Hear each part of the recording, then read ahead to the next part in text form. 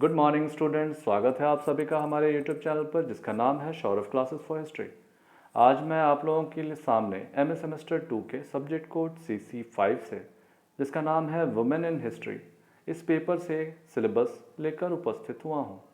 आज जो हमारा सिलेबस है, इस सिलेबस में हमारा जो यूनिट 1 है, इस यूनिट में 1 में हमारा जो पहला कंटेंट है उस कंटेंट का नाम है अप्रोचेस। अप्रोचेस का मतलब होता है अवधारणा। अब अवधारणा किस किस प्रकार की अवधारणा को पढ़ना है, तो सबसे पहली जो अवधारणा है वह है लिबरल। लिबरल का मतलब होता है उदारवादी अवधारणा, अर्थात महिलाओं की उदारवादी अवधारणा। ठीक है। इसके पश्चात जो हमारी दूसरी अवधारणा पढ़नी है वह है मार्क्सवादी, मार्क्सिस्ट अप्रोच। मार्क्सवादी के पश्चात हम देखते हैं कि हमें रेडिकलवादी, जिसे हम उग्र दृष्टिकोण भी कहते हैं, उग्रवादी दृष्टिकोण भी कहते हैं, महिलाओं के उग्रवादी दृष्टिकोण पर अवधारणा पर प्रकाश डालना है। फिर हमारा यूनिट 1 का सेक्शन बी जो है वह है जेंडर डिस्क्रिमिनेशन। जेंडर डिस्क्रिमिनेशन को हम लोग बोलते हैं लिंग भेद, जिसको हम लोग जेंडर डिस्क्रिमिनेशन के नाम से जानते हैं। तो महिलाओं के साथ जो लिंग भेद किया जाता है उसके विषय में हमें जानकारी देनी है। इसके पश्चात हमारा जो सेक्शन सी है, सेक्शन सी में हमें पैट्रियार्की पढ़ना है। पैट्रियार्की का मतलब होता है पितृसत्तात्मक। हमारे जो समाज का स्वरूप है वह पितृसत्तात्मक समाज है। तो पितृसत्तात्मक समाज के विशेषता, उसके गुण दोषों के बारे में चर्चा करेंगे। इसके बाद हमारा यूनिट 2 है। यूनिट 2 में हम देखते हैं कि सेक्शन ए जो है, इसके अंतर्गत rise of feminist movement in west England, France and USA। इसका हिंदी रूपांतरण होगा कि वेस्ट इंग्लैंड अर्थात पश्चिमी इंग्लैंड, फ्रांस और अमेरिका में नारीवादी आंदोलन के उदय के कारण या उदय उनके बारे में वर्णन करना है।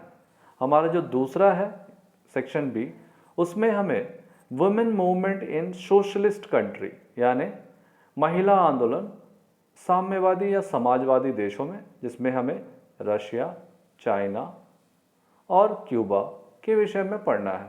ठीक है।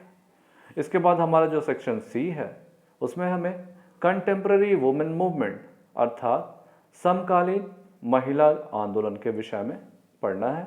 और यूनिट 2 के सेक्शन डी में हमें women in anti colonial movement अर्थात एंटी कॉलोनियल यानी औपनिवेशिक आंदोलन के दौरान महिलाओं के बारे में वर्णन करना है। अब हमारा यूनिट 3 है।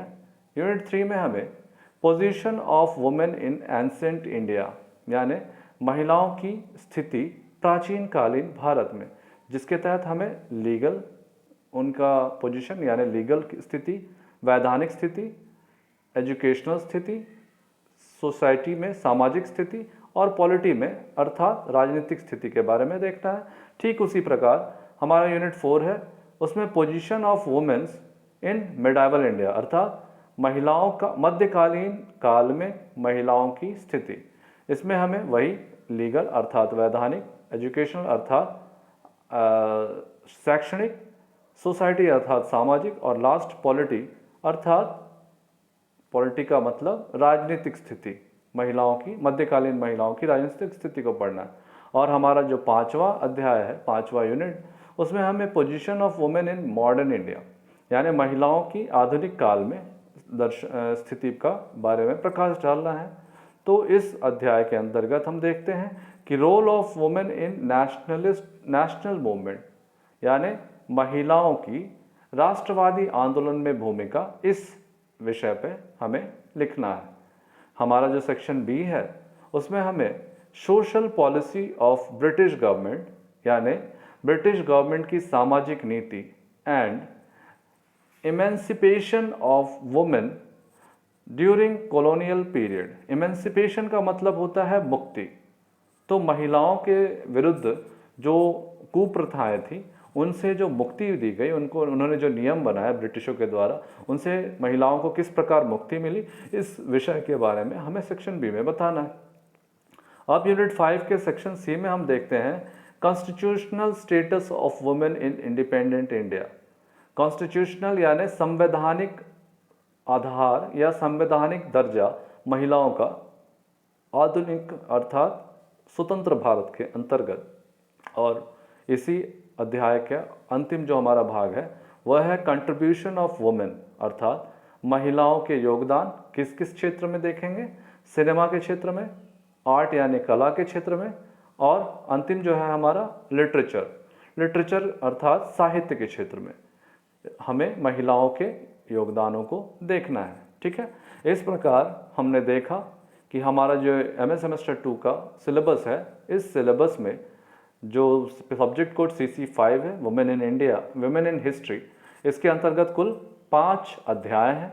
इन पांचों अध्याय के द्वारा हमें उदारवादी, मार्क्सवादी और रेडिकलवादी यानी उग्रवादी विचारधारा महिलाओं के अवधारणा को पढ़ना है। इसके बाद लिंग भेद, फिर पैट्रियार्की का मतलब हो गया आपका फिर सत्तात्मक समाज के विषय में। उसी तरह से यूनिट 2 के अंतर्गत नारीवाद आंदोलन का उदय यानी पश्चिमी इंग्लैंड, फ्रांस और अमेरिका में।